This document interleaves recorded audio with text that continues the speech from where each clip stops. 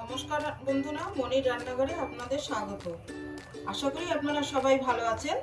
আজকে আপনাদের জন্য নিয়ে এসেছি কাতলা মাছ দিয়ে একটা নতুন রেসিপি। চলুন শুরু করি কিভাবে রেসিপিটা বানাবো, আমার সঙ্গে থাকুন। এবারে মাছটা আমি নুন হলুদ দিয়ে মেখে 10 মিনিট রেখে দেব।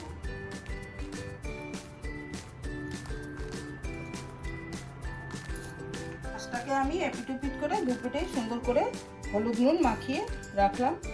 এবার 10 মিনিট এভাবে রেখে দেব।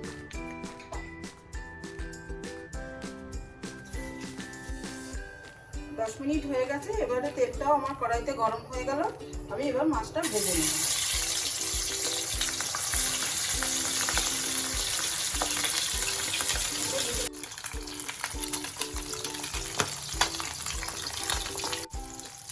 আমার কিছু মাছ ভাজা হয়ে গেছে। এই দুটো ভাজতে ভাজতে চলুন আমি একটা মশলা বানিয়ে নিচ্ছি, সেটা আপনাদের দেখাচ্ছি কী কী মশলা আমি এর জন্য বানাবো। আমি কেটে নিয়েছি একটা মাঝারি সাইজের টমেটো, ওটাকে দিলাম। 4টে কাঁচা লঙ্কা লাল দেখে দিলাম, কেন কি আমি শুকনো লঙ্কা ব্যবহার করছি না। এবারে দিলাম 1 চামচি জিরে পাউডার, আর দিলাম 1 চামচি ধনে পাউডার। এবার আমি অল্প একটু জল দিয়ে পেস্টটা তৈরি করে নেব।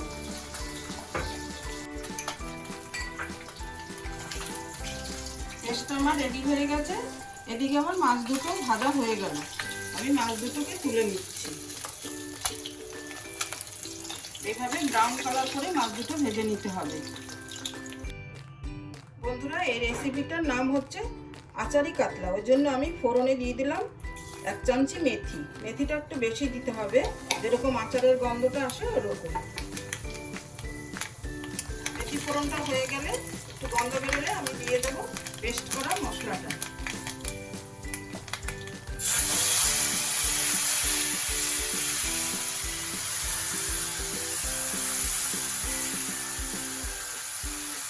দিয়ে দেবো 1 চামচি হলদি পাউডার, তারপরে দিয়ে দেবো আমি স্বাদ মতো লবণ।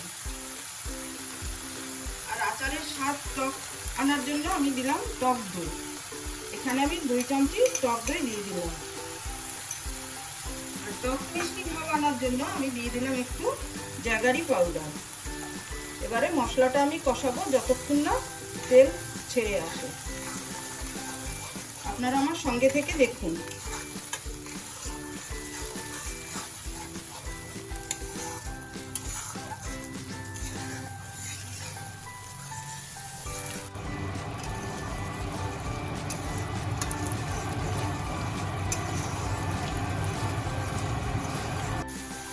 আমার মশলাটা কষানো হয়ে এসছে।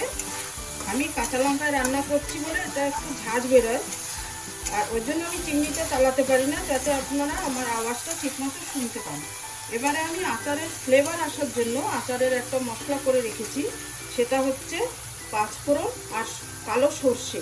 ওটা আমি 1 চামচি মতো দিয়ে দিলাম। এবার একটু কষিয়ে আমি মিক্সির বাটিটা ধুয়ে একটু জল দিয়ে দেবো।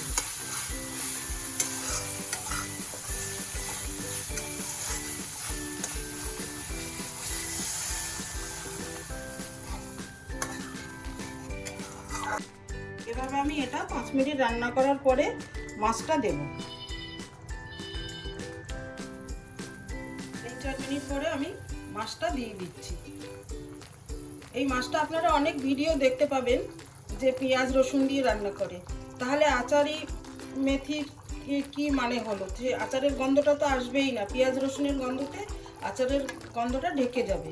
আপনারা এইভাবে রান্না করে একবার খেয়ে দেখবেন, কত ভালো লাগে, কত টেস্ট লাগে খেতে। আর এটাই শেষ নয়, এখন আমি এটা ঢেকে ঢেকে 5 মিনিট রান্না করব। তারপরে আমার লাস্ট টাচটা বাকি আছে, যেটার জন্য আচারের স্বাদটা আপনি পাবেন। আমি ঢেকে রান্না করছি। আমি ঢাকাটা খুলে দেখলাম, আমার রান্নাটা প্রায় হয়ে এসছে। এরকম বিভিন্ন রকমের রেসিপি পাওয়ার জন্য আমার চ্যানেলটা সাবস্ক্রাইব করে রাখার অনুরোধ রইল। আমার এই রেসিপি আচারি মেথি কাতলার যে মেন জিনিস, সেটা হচ্ছে কাঁচা সর্ষের তেল। ওটা এখন আমি একটু দিয়ে দিলাম। দিয়ে আমি উপরে 4টে কাঁচা লঙ্কা দিয়ে দেব। এবার একটু ঢেকে রাখবো যাতে তেলের গন্ধটা মাছের মধ্যে যায়, তারপরে আমি নামাচ্ছি।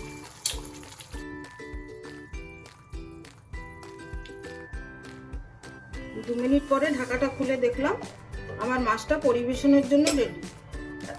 এখন আমি এটা তুলছি। এদিকে ঘরের সবাই বলছে এত সুন্দর গন্ধ বেরোচ্ছে, তাড়াতাড়ি তাদের খিদে পেয়ে গেছে।